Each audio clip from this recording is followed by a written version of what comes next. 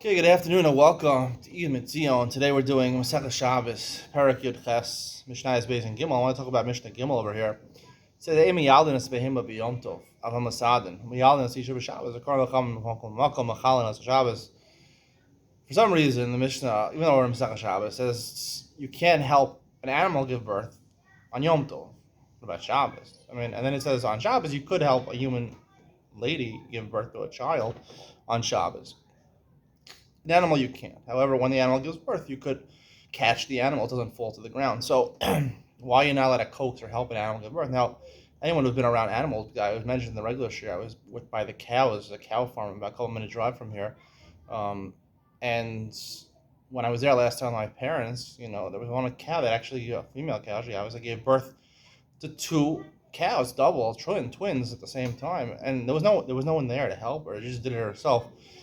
So I don't know how much the midwife or the mid cowman, the mid calf, the mid cow, I don't know, does for helping this cow give birth. But the reason the poskim say is because it's tirchei yisera.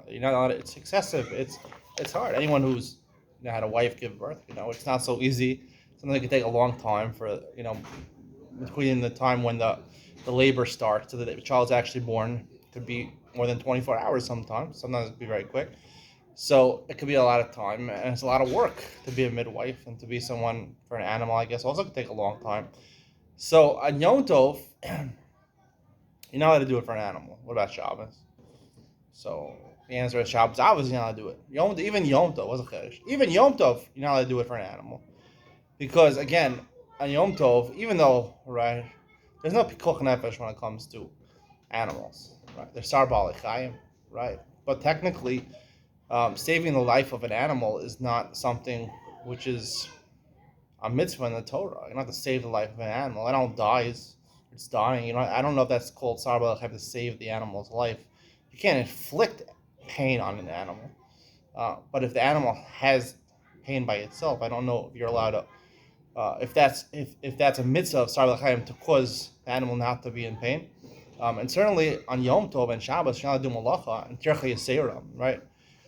Yom Tov is special more than Shabbos. The Yom Tov, Shabbos is a day of rest. Yom Tov is a party. You're supposed to celebrate. And that's why Ochel Nefesh is mutter on Yom Tov. You're allowed to cook and you're allowed to shecht animals so you can have a big party. So you might have thought also on Yom Tov that you're allowed to do excessive exertion also. Because it's necessary for your party. So that's what the Torah says. Yes, regular tircha you could do, but tircha yisera, it could be a long birth for the animal. You can't do on Yom Tov. On Shabbos, even on Shabbos, you could do for a mother, and certainly on Yom Tov you do it for a mother, because there it's pikuach nefesh for the mother and for the potential child. But for an animal, is no mitzvah pikuach nefesh. So therefore, on Yom Tov, a little tircha you're allowed to do, because you're allowed to do malacha on Yom Tov is the ochel nefesh, or it's to help you.